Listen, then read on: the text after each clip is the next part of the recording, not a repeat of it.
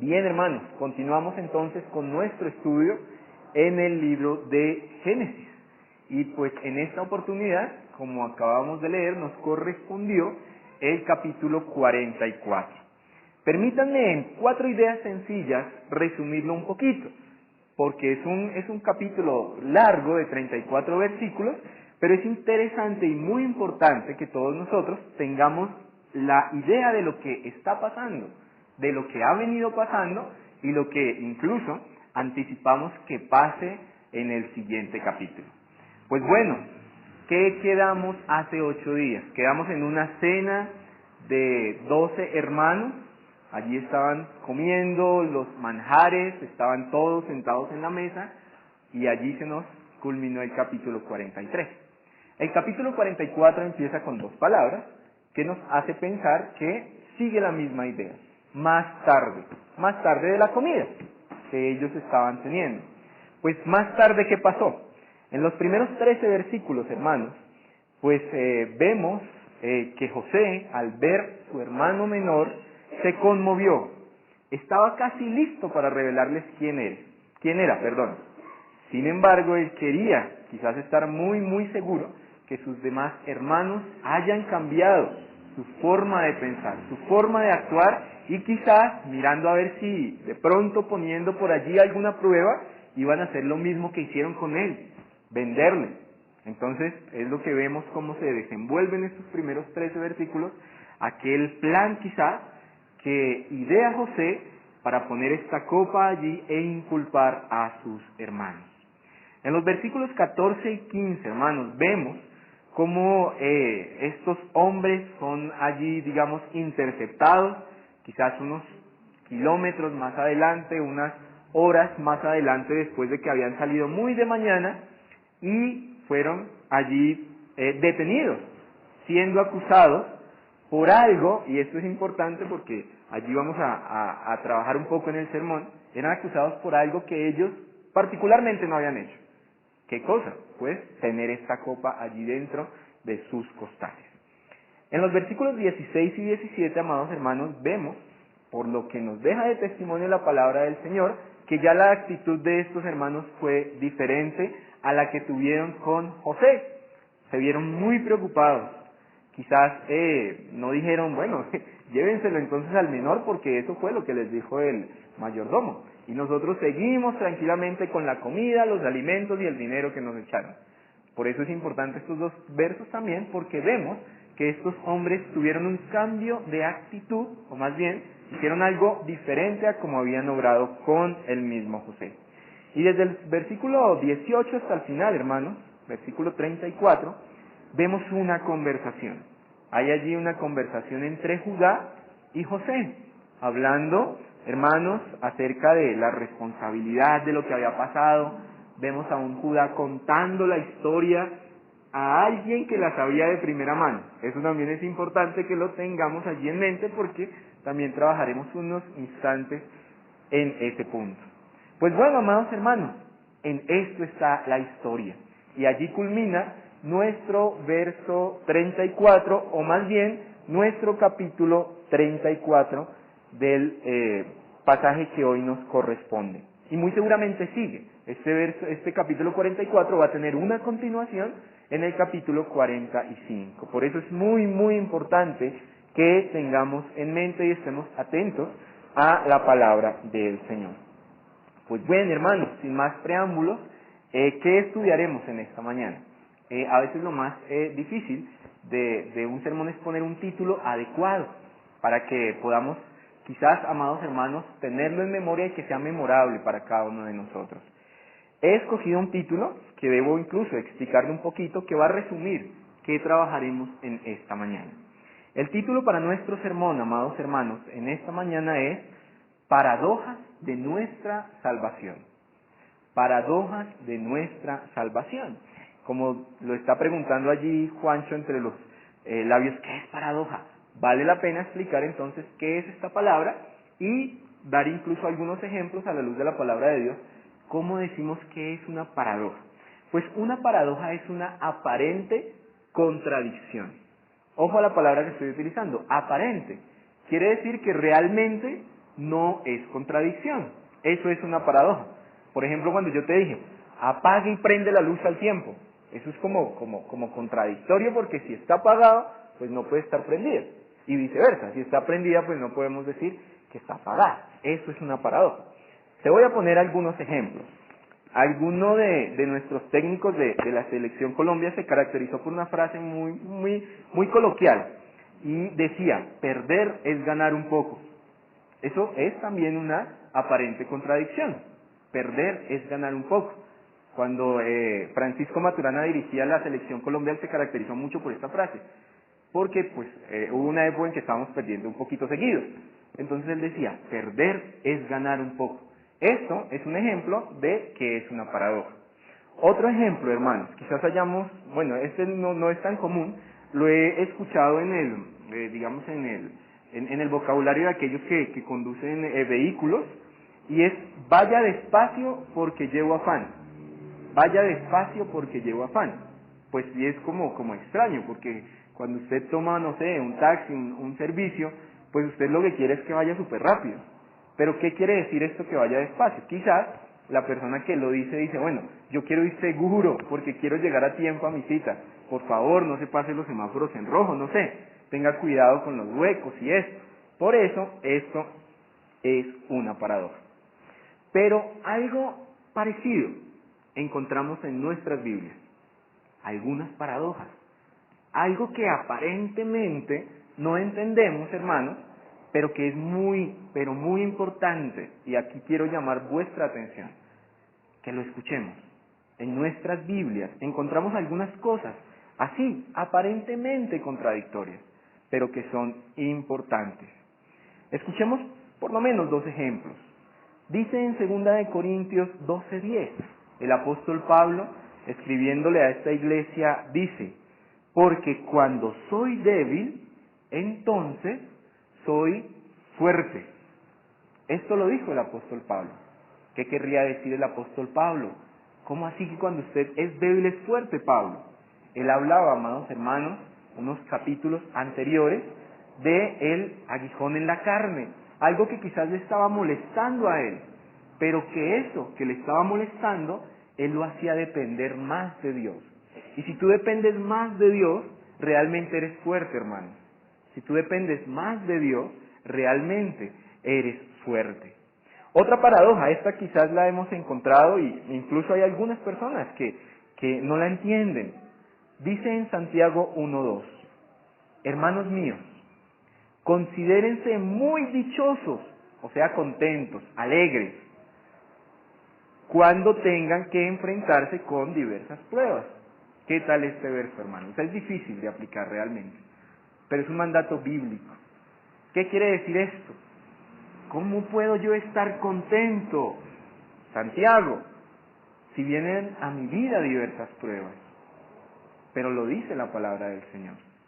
Estén ustedes dichosos cuando estén enfermos y tengan su confianza en Cristo. Es un ejemplo puntual de este versículo. Estén ustedes contentos cuando quizás estén pasando por algún tipo de necesidad, pero tengan su confianza en Cristo. Pues son algunos ejemplos nomás que nos muestran que hay algunas cosas que aparentemente no son lógicas para nosotros, pero que son muy importantes de entender. Quizás ahora sí, amados hermanos, a la luz de estos cortos ejemplos, entendamos nuestro título, Paradojas de nuestra salvación. Estaremos pues hablando acerca de esa salvación tan grande, obrada por Cristo en favor de su pueblo. ¿Y cuál es mi función? ¿Yo qué debo hacer? Cristo lo ha hecho todo, pero tú y yo somos responsables. Similarmente, amados hermanos, en nuestro capítulo del día de hoy vemos algunas cosas que resaltan la importancia de entender correctamente algunas aparentes contradicciones. Hay algo, amados hermanos, que debemos ver y que como hijos de Dios en nuestro diario vivir es menester que entendamos todos nosotros. Entonces, les animo, amados hermanos, a escuchar atentamente lo que como hijos de Dios, si creemos ya en Cristo, concierne a nuestra salvación. Pero si quizás es la primera vez para ti que escuchas hablar del Evangelio, pues En definitiva, tu vida eterna y la comprensión de cómo está tu vida actualmente, pues tendrá aplicación a tu corazón y entenderás por qué hablamos de nuestra salvación. Con esto en mente, entonces vamos a estudiar juntos 3 puntos de nuestro pasaje. 3 puntos. Al primero lo he titulado Inocentes pero culpables. Inocentes pero culpables. Al segundo punto, confesando pero ocultando. Confesando pero ocultando. Y a modo de conclusión incluso, nuestro tercer punto nos hablará injustos pero justos. Injustos pero justos. Pues bien, hermanos, sin más preámbulos, ya vayamos de la mano a nuestro primer punto. Nuestro primer punto, inocentes pero culpables. Antes de ir al pasaje bíblico, quiero ilustrar un poco, con el ánimo de que sea muy evidente este punto en nuestro pasaje y que sea relevante para nosotros hoy, aquí y ahora. Voy a contar un corto testimonio que me compartí ayer mi esposa, de un amigo de ella, de un hermano en la fe, muy querido para ella. El testimonio es algo como esto. Un amigo de mi esposa, un hermano muy amado, estaba trabajando en una compañía muy importante, en una entidad bancaria. Resulta que en lo más alto de su carrera, pues estaba en un puesto pues prominente, creo yo, sucedió un fraude del cual esta persona fue acusada. Y no solo fue acusada, fue llevado por 1 año a estar en prisión, siendo él pues una persona que no había cometido este fraude. Obviamente después del año, pues una vez se hicieron las investigaciones, él sale declarado inocente y pues bueno, retorna a su vida cotidiana. Años después, cuando esta persona conoce del Señor, él le contaba a mi esposa, él decía, en esa época yo no merecía estar en la cárcel, yo no cometí ese fraude, pero yo sí merecía estar en la cárcel quizás por otros motivos. Yo he robado tiempo a mi compañía muchas veces, había llegado tarde. Yo no he visto únicamente con ojos de amor a mi esposa. Yo he pecado muchas veces. Entonces quizás él no necesitaba o no merecía estar en la cárcel por haber hecho un fraude, pero sí merecía estar en la cárcel porque él había cometido muchas cosas más, que incluso o quizás nunca se enteraron sus jefes, nunca se enteró su esposa. Similarmente, amados hermanos, esto nos hace un poco entender lo que está pasando con los hermanos de José, en nuestro primer punto. Vayamos por un momento a los versículos 7 y 8. En los versículos 7 y 8, como decía yo al principio, amados hermanos, estos hombres muy de mañana son despachados para que lleven su alimento a esta tierra. Es puesto de manera oculta para ellos 2 cosas: el dinero que habían llevado para pagar y hay una copa de un material muy importante, quizás una copa importante para José, una copa que pertenecía a él, fue echada allí en uno de estos costales. Pues bien, en los versículos 7 y 8 hay una gran sorpresa. Dice la palabra de Dios allí en el capítulo 44. ¿Por qué nos dice usted tales cosas, mi señor? Dicen los hermanos de José al mayordomo. Lejos sea de nosotros actuar de esa manera. Es más, nosotros le trajimos de vuelta a Canaán el dinero que habíamos pagado en el capítulo anterior, ¿recuerdan? Pero ¿qué encontramos en nuestras bolsas? ¿Por qué entonces habríamos de robar oro o plata de la casa de su señor? La pregunta es, hermanos, ¿ellos habían robado esta copa? La respuesta es, no la habían robado. ¿Ellos habían quizás pensado no pagar? No. De hecho, era ya la segunda vez que ellos habían devuelto el dinero que se les había puesto en sus costales. De ninguna manera, amados hermanos, ellos habían cometido esto. Por eso quizás el punto aquí en tensión es inocentes pero culpables. Ya ilustré un poco la parte inocente de estos hombres, de estos hermanos, de estos 10 hermanos, no eran culpables de lo que se les estaba acusando particularmente. Sin embargo, 20 años atrás, habían cometido un grave pecado. 20 años atrás habían pecado contra Dios, habían pecado contra su hermano José, habían pecado contra su padre mismo y muchas otras cosas más. Tenemos un dicho coloquial acá, y es de pronto cuando queremos decir que un niño es, a veces debemos tenerlo un poco quieto y todo, o que hace cosas que no debe hacer, decimos, esta persona es una joyita. Pues bueno, teníamos 10 joyitas allí, que habían sido genocidas, habían matado todo un pueblo por allá en capítulos anteriores. Tenemos uno de estos hijos que había cometido incesto, se había acostado con su madrastra.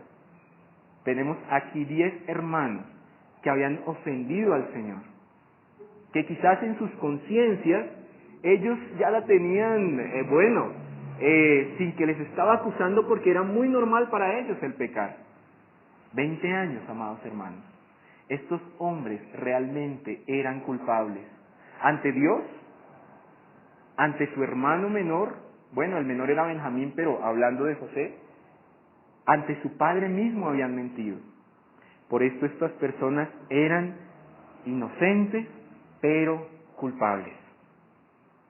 Hermanos, es muy importante reconocer que somos inocentes, o más bien, es sumamente importante reconocer que no somos inocentes, que hemos pecado contra Dios, que incluso nuestras mejores obras, la palabra dice que son manchadas de pecado. Y acá, hermanos, hay una mala noticia. Yo les estoy animando a que reconozcamos que no somos inocentes. Y la mala noticia es, tú no puedes hacerlo, no puedes reconocer que no eres inocente. Otra paradoja, ¿no? Les animo, pero les digo, únicamente el Espíritu Santo es el que nos convence a nosotros de pecado. No sé si ellos en esos 20 años habrían tenido la intención, por lo menos, de pedir perdón o confesar su pecado. Pero lo que es cierto es que 20 años después fueron movidos de parte de Dios, fueron impulsados de parte de Dios a que reconocieran su pecado.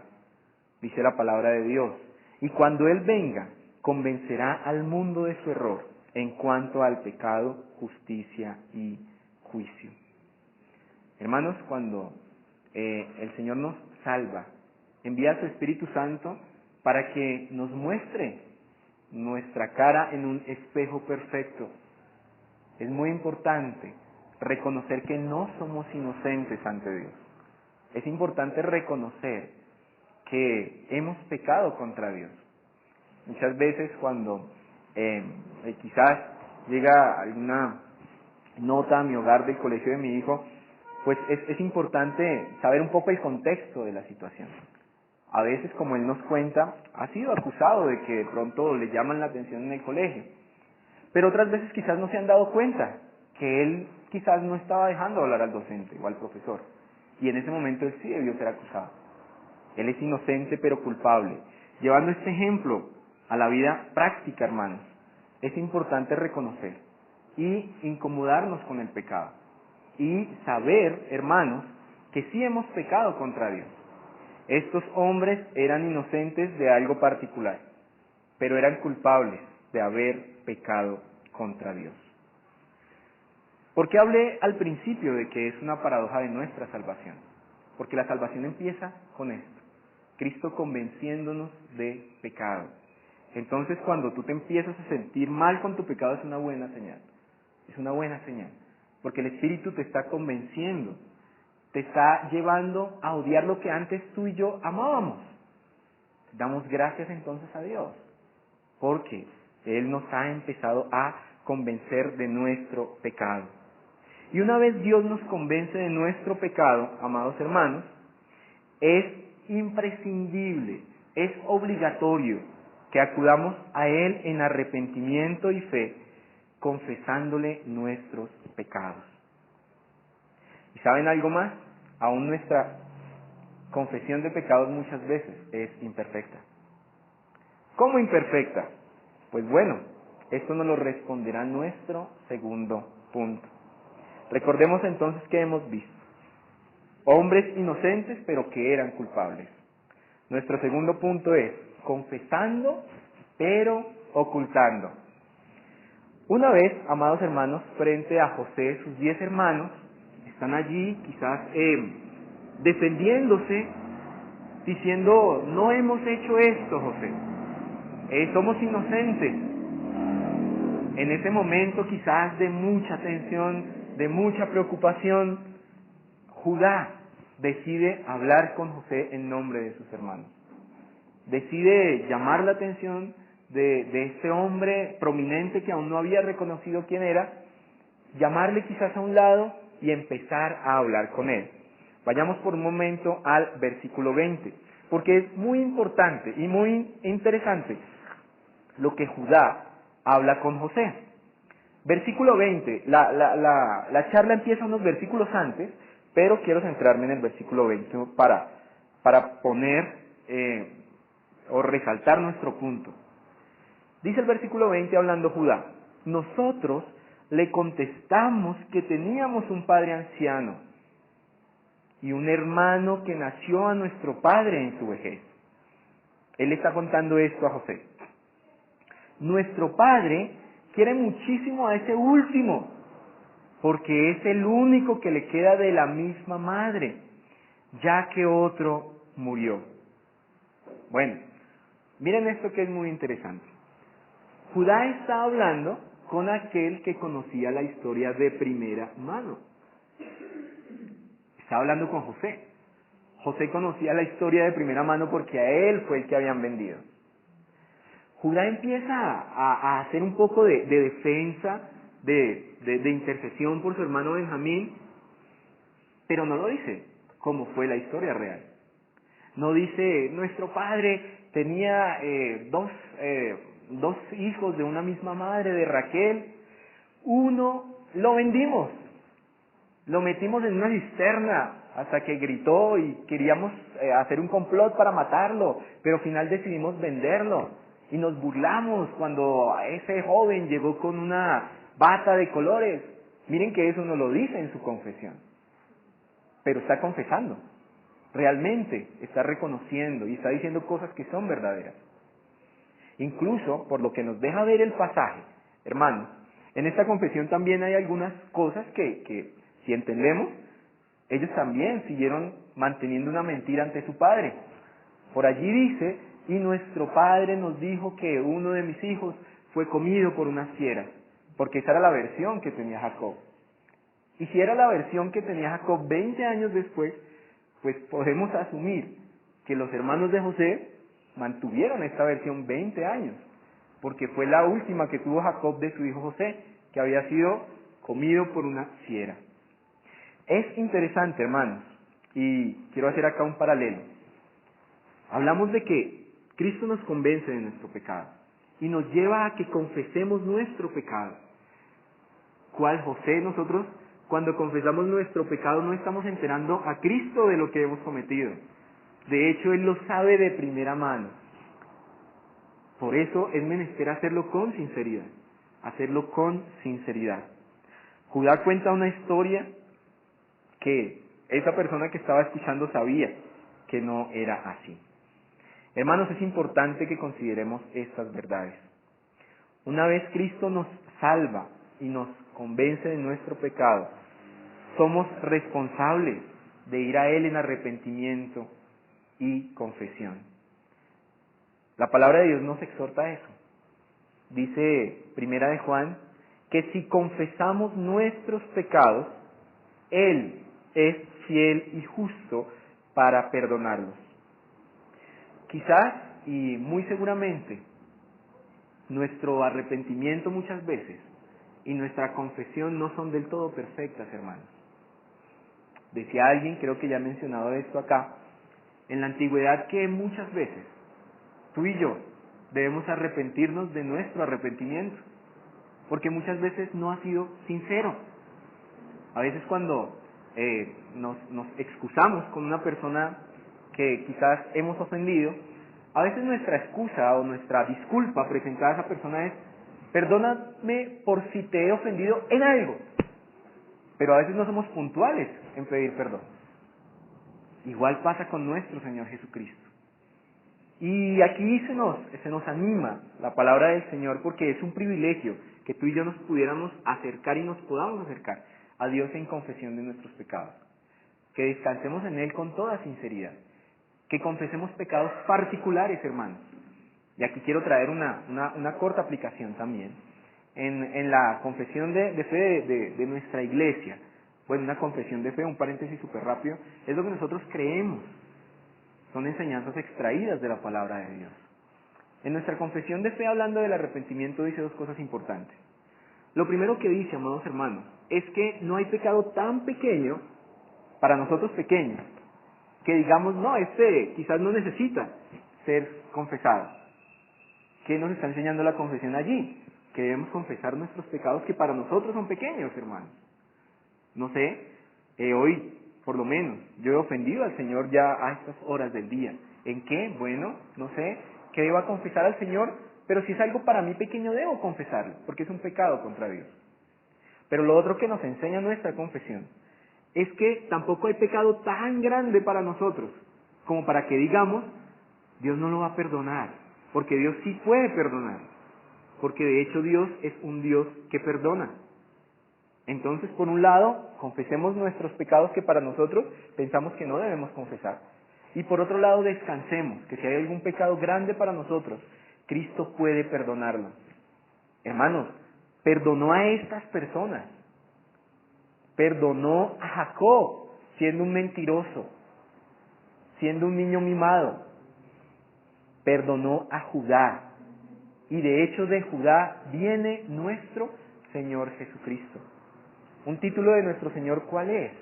Es el león de la tribu de Judá, no de Benjamín, no de José, no de Simeón, de la tribu de Judá. Hermanos, qué buena noticia es esa.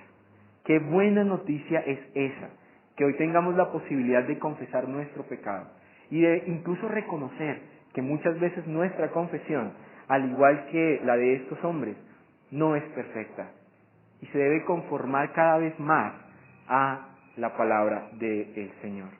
Por eso el título: confesando pero ocultando.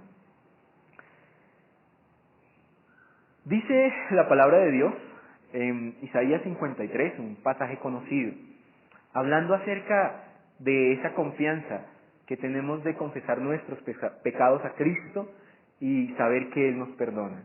Desde el versículo 5 y 6 únicamente, pero usted puede reflexionar en este hermoso pasaje donde muestra a Cristo allí en el Antiguo Testamento. Dice Isaías en el versículo 5, Él, hablando de Cristo, fue traspasado por nuestras rebeliones, fue molido. Esta palabra llama mucho nuestra atención. Un molino es algo que tritura, es algo que bueno, en años atrás mi mamá tenía un molino de esos que eran manuales y ese molino se caracterizaba por eso, porque se le echaban muchas cosas fuertes y salía un polvito muy delgadito. Pues es esta palabra que llama nuestra atención, porque por iniquidades nuestras, Cristo fue molido. Sigue diciendo el versículo: sobre Él recayó el castigo, precio de nuestra paz. Decía alguien, ¿la salvación es gratuita? Sí, es para nosotros gratis. Es una gracia de Dios. Pero para Cristo no fue gratis. Para Cristo costó su propia vida. Por eso aquí vuelvo y llamo la atención sobre cada uno de nosotros, en que hoy podemos acudir en arrepentimiento y fe a Cristo, porque Él alejó nuestras rebeliones. Como está lejos, el norte del sur, el oriente del occidente, algo inimaginable. Versículo 6. Algunos andaban perdidos como ovejas. No leí bien, hermanos. Todos andábamos Miren que está usando aquí la tercera persona, nos estamos incluyendo. Todos andábamos perdidos como ovejas. El mismo José está allí en este todos. Cada uno según su propio camino. Pero el Señor hizo recaer sobre él, sobre Cristo, la iniquidad de todos nosotros.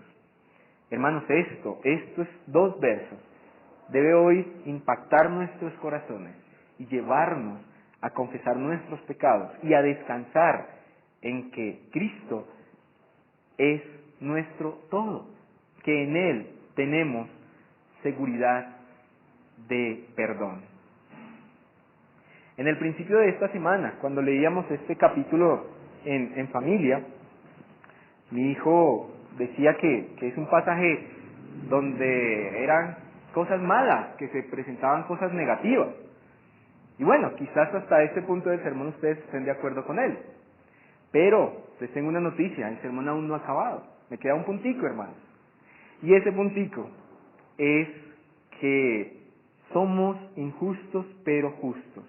Es algo muy positivo a la luz de la palabra del Señor y a la luz de poder entenderlo bíblicamente. Y para poder explicar este punto, pues debo quitarle un poquito de sermón a nuestro pastor de hoy en 8 días. Entonces me excuso con él desde este momento, porque debo tomar algo que posiblemente él nos enseñará de hoy en 8 días. Es como cuando usted ya sabe la película, yo creo que ya todos nosotros sabemos a dónde va a terminar esta historia. Entonces, aprovechando que quizás ya todos sabemos en qué culmina la historia de José y sus hermanos, voy a traerme ya el final para ponerlo aquí en este último punto de nuestro sermón. El final de esta historia, amados hermanos, vemos que hay una reconciliación sincera de José con sus hermanos. Vemos de parte de José un sincero perdón hacia estas personas que habían ofendido tanto su vida, que le habían maltratado, que le habían puesto en estrechez muchas veces. Y esto lo vemos en los capítulos siguientes, porque el mismo José, al final del libro de Génesis, reconoce ante sus hermanos que realmente todo fue providencia de Dios y soberanía de Dios. Un texto que quizás hayamos escuchado. Él dice a sus hermanos: ustedes pensaron mal hacia mí o contra mí, pero Dios lo ha encaminado a bien, porque fue salva del hambre una familia, un pueblo, una nación. Entonces podemos ver acá, hermanos, que al final de la historia, aquellos hombres injustos habían sido justificados. Y habían sido justificados no porque a José no le hubiera costado nada, no, todo lo contrario. Habían sido justificados porque hubo un sincero perdón de su hermano. Hermanos, esto es crucial. Es crucial. Porque Cristo, de manera similar, con la diferencia de que Cristo es Dios y es perfecto, nos ha hecho justos a nosotros, siendo muy injustos. De hecho, la palabra de Dios nos muestra que no hay ni siquiera uno bueno ni uno justo. Sin embargo, hoy, aquí y ahora, si tú y yo ponemos nuestra confianza en Cristo, somos declarados justos. Y Cristo, Dios, el Padre, nos ve a través de la justicia de Cristo. Es interesante, hermanos, que cuando usted lee por lo menos los primeros versículos de las cartas del apóstol Pablo en el Nuevo Testamento, usted de pronto sabe que habían muchas iglesias con muchos problemas. Es interesante por lo menos cómo él escribe la carta a los Corintios.